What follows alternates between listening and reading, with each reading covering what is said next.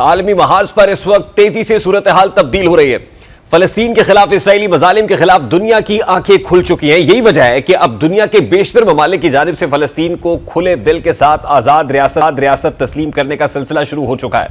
Canada, बरतानिया, Australia और पुर्तगाल के बाद फ्रांस ने भी फलस्तीन को रियासत तस्लीम कर लिया है, जबकि बेल्जियम, लग्जमबर्ग और माल्टा समेत मजीद 5 ममालिक ने भी फलस्तीन को तस्लीम करने का ऐलान कर दिया है। दिलचस्प बात यह है कि फ्रांस के सदर ने जैसे ही फलस्तीन को तस्लीम करने का ऐलान किया तो अक़वाम मुत्तहिदा के इजलास में मौजूद शुरका ने खड़े होकर तालियां बजाई। अब यह साबित हो चुका है कि फलस्तीन आलमी सतह पर तनहा नहीं रहा, बल्कि इजराइल, अमरीका और इसकी सोच पर चलने वाले चंद ममालिक आलमी मैदान पर तनहा हो चुके हैं और अभी मजीद ममालिक भी फलस्तीन को तस्लीम करने वाले। और दूसरी जानिब अब इसी पैराए में आज वजीर आजम शहबाज शरीफ अक़वाम मुत्तहिदा की जनरल असम्बली में अपने खिताब में गजा बहरान और फलस्तीनी अवाम की मुश्किलात उजागर करेंगे। वजीर आजम मसला कश्मीर पर भी बात करेंगे।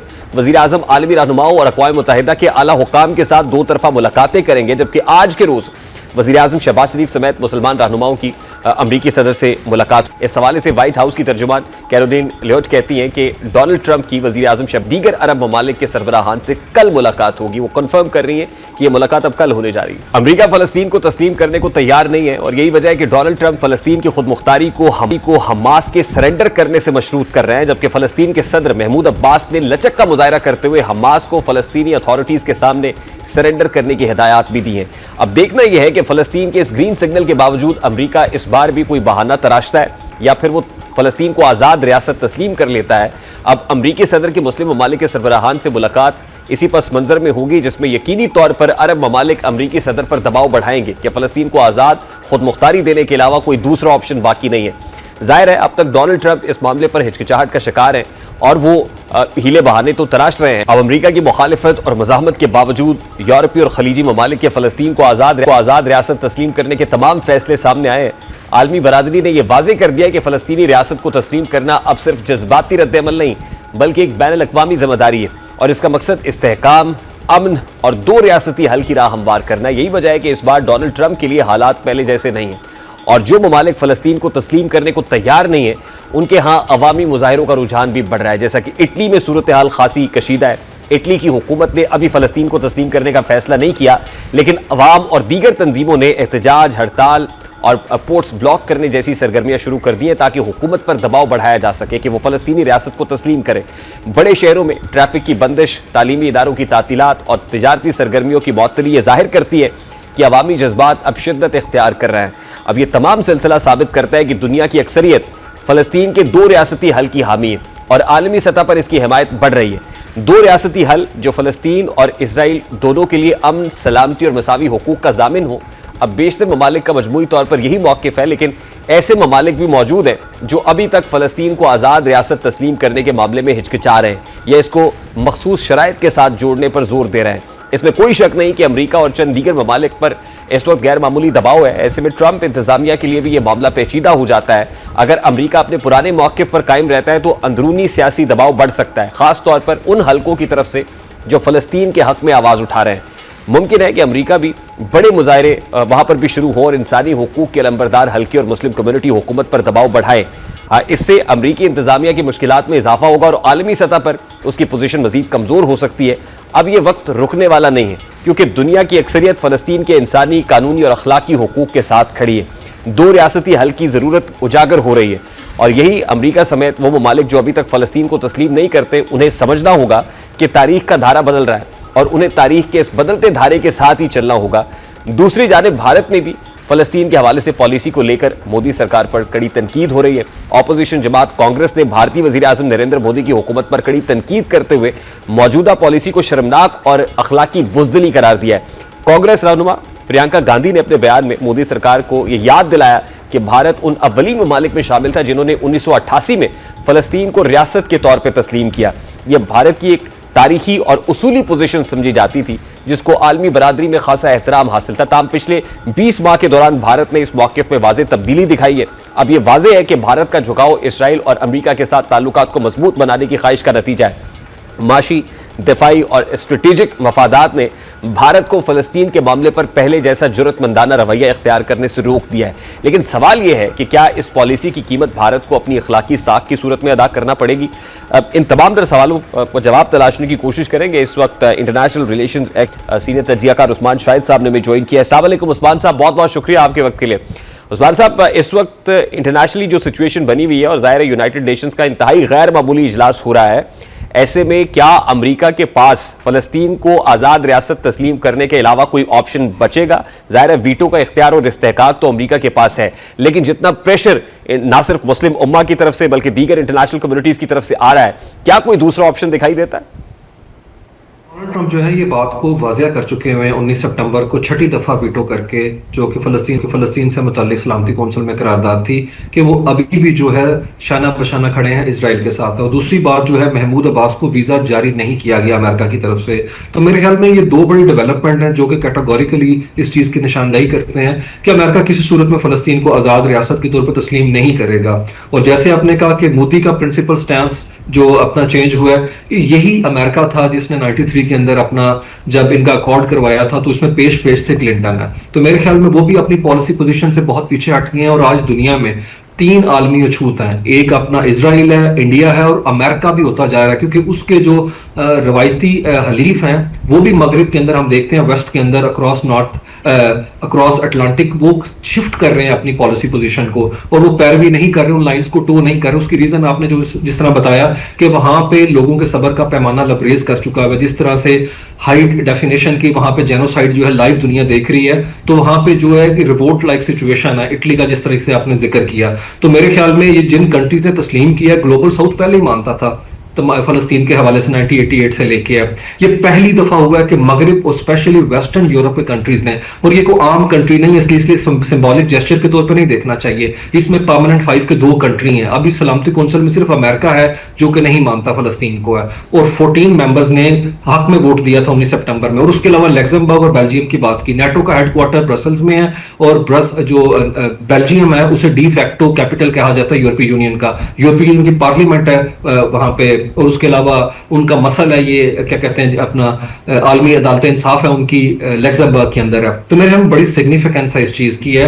और सबसे बड़ी बात, जब आप इक्वेट करते हैं, हाइफनेट हो गया है एक तरह से फलस्तीन इजराइल के साथ है, और दुनिया के 3/4 यूनाइटेड नेशन के 3/4 दुनिया तस्लीम करती है कि वो बुनियादी तकाजे पूरे करता है एक आजाद रियासत होने के है, और ये उनका बुनियादी हक है। तो मेरे ख्याल में वहां के ऊपर रमल्ला में अब एम्बेसीज खुलती हुई मैं देख रहा हूं, लेकिन नो डाउट उन्होंने मशरूत किया कुछ कंट्रीज ने कि हमास को हथियार डालना पड़ेंगे।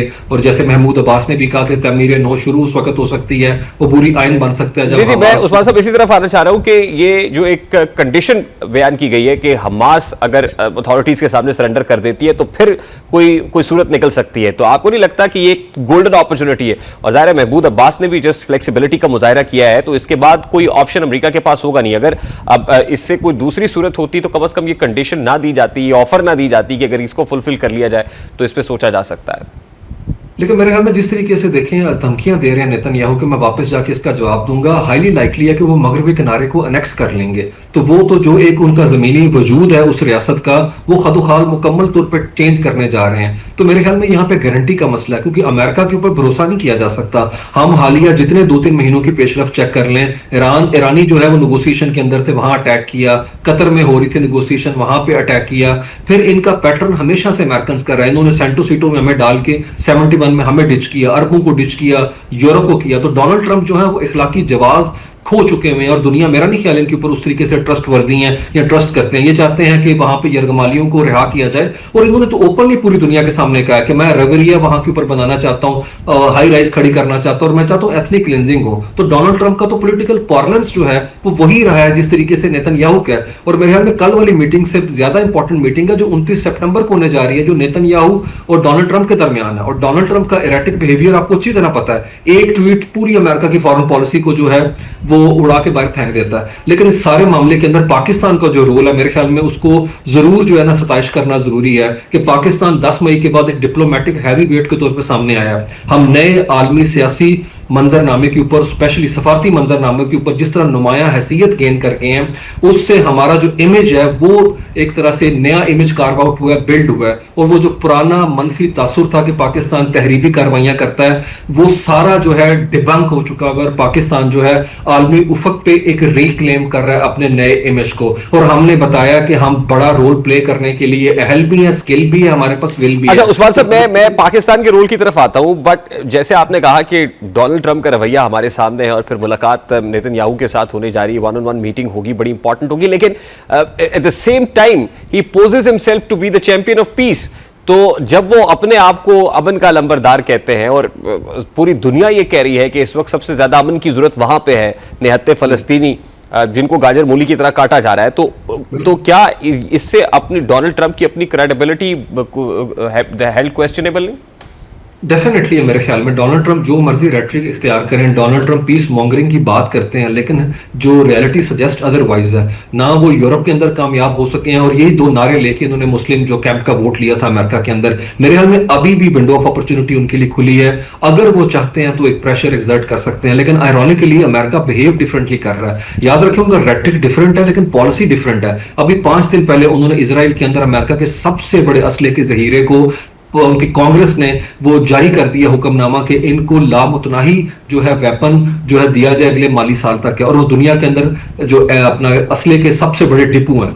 तो और उसके अंदर लिखा क्या गया, लिखा गया हिसाब बाद में कर लेंगे, आपने जो लेना ले लो। तो मेरे ख्याल में जंग का दायरा कार मजीद फैल सकता है, क्योंकि डोनाल्ड ट्रंप जो है उनका मैं उस तरह से इन्फ्लुएंस नहीं देख रहा नेतन्याहू के ऊपर, क्योंकि नेतन्याहू तो पूरे दबंग और धड़ल्ले के साथ बता रहे हैं कि मैं ये कत्लेआम करूंगा, कोई रोक सकता है रोक ले। तो अमेरिका का खुद दुनिया में असर रसूख कंप्रोमाइज हुआ। इवन डोनाल्ड ट्रंप अमेरिकन मफादात के खिलाफ काम कर रहे हैं, अगर आप एक तरह से देखें तो है, क्योंकि इतनी बड़ी स्ट्रेटजी कॉस्ट पे कर रहे हैं कि अरब में इत्तेहादियों को जो है उन्होंने छोड़ दिया है। एशिया के अंदर उनका इन्फ्लुएंस जो है वो खत्म होता जा रहा है। इवन मगरिब उनकी उस तरह से बात को नहीं देख रहा कि डोनाल्ड ट्रंप खड़े होकर बात कुछ करते हैं, लेकिन वहां पे जो बरतानवी प्राइम मिनिस्टर है वो अदरवाइज अपना गुफ्तगू करते नजर आते हैं। तो मेरे ख्याल में अमेरिका के हल्के स्पेशली कांग्रेस इस चीज पे गौर कर रही है, और उन्होंने करारदाद भी लेके आए अभी 5 दिन पहले के स्टॉप द बम्स एक्ट लेके आए हैं कि ये बॉम्बिंग जो है बंद करो, और उसे 100 लोगों ने वहां के ऊपर कांग्रेस के लोगों ने साइन किए हैं। तो मेरे ख्याल में एक फ्रेंजी है वहां पे, जैसे आपने बात की पॉलिटिकल वायलेंस का बड़ा खतरा है, क्योंकि अमेरिका के अंदर जो है जितनी पोलराइजेशन आज है वो मेरे ख्याल में पिछले 2 डेकेड्स में कभी भी नहीं आई है। और डोनाल्ड ट्रंप अगर इस चीज को मजीद पुश करते हैं तो मेरे ख्याल में पेशेंस थिन हो चुका है, और कोई भी मूवमेंट जो है वो बस्ट हो सकता है। देखे ना कि बैरूनी दबाव अक़वाम आलम का तो है इस वक्त प्रेसिडेंट ट्रंप के ऊपर, लेकिन जिस अंदरूनी प्रेशर की आप बात कर रहे हैं, इटली के अंदर तो ये सब प्रोटेस्ट होना शुरू हो गए। तो आने वाले दिनों में क्या एक्सपेक्ट करें? अगर लोग अमेरिका में भी सड़कों पर होंगे, वो बेशक मुस्लिम कम्युनिटी हो या अमेरिका के, जैसे कांग्रेस का हवाला आपने दिया है, तो फिर ट्रंप के पास क्या, इसको अवॉइड करने की क्या ऑप्शंस मेरे ख्याल में बड़े कम चांसेस हैं उनके पास। जिस तरीके से हमने देखा चार्ली की किलिंग हुई, जिस तरह से जोहरान ममदानी जो है वो अपना पेस जो है जिस तरीके से उनकी नजर आ रही है न्यूयॉर्क के अंदर, और highly likely to become mayor, जिस तरीके से लंदन में पूरे वेस्टर्न कैपिटल्स में प्रोटेस्ट हो रहे हैं और वो मिलियंस मार्च हो रहे हैं, वो कोई हजारों लोग नहीं है वो। और जिस तरह से अभी हम देखते हैं कि जिस इटली की बात की, ये जितने इस्लामोफोबिक पॉपुलिस्ट हैं उन सबको उनकी अपनी आवाम की तरफ से, इवन अपने इंडिया की बात की है, इंडिया का जिस तरीके से अपोजिशन बात कर रही है, और वहां का जो सेन तबका है, वहां पढ़े लिखे लिटरेरी कॉन्टेक्स्ट के अंदर, और जो सेलिब्रिटीज है वो कह रही हैं कि हमें मोदी की पॉलिसी जो है, जो इसका इंटरनेशनल डिप्लोमेटिक क्लाउड था वो श्रिंक होके रह गया है। उसी स्पेस के अंदर पाकिस्तान ने मनूवर किया है। तो मेरे ख्याल में ये सोचने की जरूरत है, ये तमाम इस्लामोफोबिक टेंडेंसी रखने वाले जितने पॉपुलिस्ट थे, कि अब उनको कॉस्ट पे करनी पड़ेगी, डोनाल्ड ट्रंप से लेके जॉर्जिया मिलानो को, नेतन्याहू से लेके मोदी को। तो मेरे ख्याल में इस सारे मामले के अंदर जो है स्पेस बन रही है मुस्लिम वर्ल्ड की, जो कि नैरेटिव अपना डिस्कोर्स लेके सामने आए हैं कि अब जो है वो मॉरल इक्विवेलेंसी की बात नहीं की जा सकती कि 7 अक्टूबर के बाद अब 70,000 बंदे मार दें, और अभी भी आप बात कर रहे हैं एथनिक क्लिंजिंग की। तो मेरे ख्याल में वेस्ट अब जो है किसी हद तक उस नॉर्म्स लेडन दुनिया को सहारा देता नजर आ रहा है, लेकिन नो डाउट अभी भी उनके पास बहुत गुंजाइश है। जर्मनी जो है वेपन सप्लाई करता है, पुर्जाजात इंग्लैंड देता है। तो मेरे ख्याल में इन्हें चाहिए कि इससे आगे बढ़ के सबूत दें कि वो जेन्युइन एस्पायरेंट हैं मिडिल ईस्ट के अंदर पीस के हवाले से। जी उस्मान शाहिद साहब, लास्टली जैसे इंडिया का हवाला आपने दिया और प्रियंका गांधी का स्टेटमेंट जो है वो ऑन रिकॉर्ड स्टेटेड पोजीशन है, तो at this point in time ये तो खुलकर सामने आ गया है कि भारत, अमेरिका और इजराइल ये एक नेक्सस तो है, तो क्या कोई ऑप्शन बचता है फिर इंडिया के पास इस वक्त, और फिर पाकिस्तान का इस हवाले से क्या बेफिटिंग रिस्पॉन्स होना चाहिए?